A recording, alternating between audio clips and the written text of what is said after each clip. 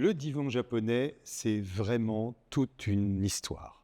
D'abord, le divan japonais n'avait strictement rien de japonais. Sauf que c'était en réalité un cabaret qui accueillait des chanteurs en haut de la rue des Martyrs, donc sur le contrefort de la butte Montmartre, et qui avait un décor avec des chinoiseries, des sièges peints de couleurs vives, enfin bref, et évidemment quelques petites lanternes japonaises, donc en fait un décor extrêmement amusant, humoristique. Ça c'est la première chose. Le directeur du divan japonais était un ancien marchand d'olives qui accueillait chaque personne entrant avec une louche d'olive. Ça ne faisait que augmenter le côté humoristique du lieu. Ça, c'est la première chose. Mais surtout, ce qui est extrêmement intéressant, c'est ce qui est représenté. Nous avons au premier plan Jeanne Avril, que nous avons vu dans une autre affiche.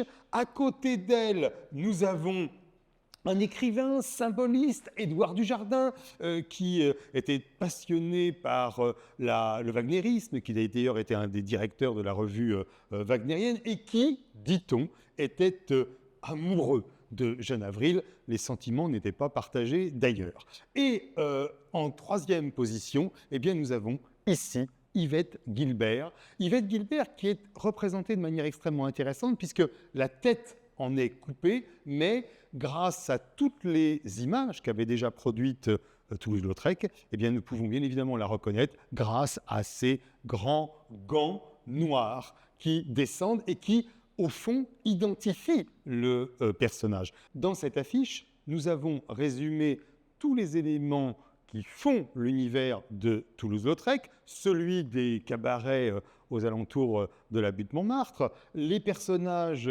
qui l'animent et en même temps un sens du graphisme absolument extraordinaire, radical, à mi-chemin entre l'art nouveau, le japonisme bien sûr, les estampes japonaises, et puis un goût de la concision absolument extraordinaire.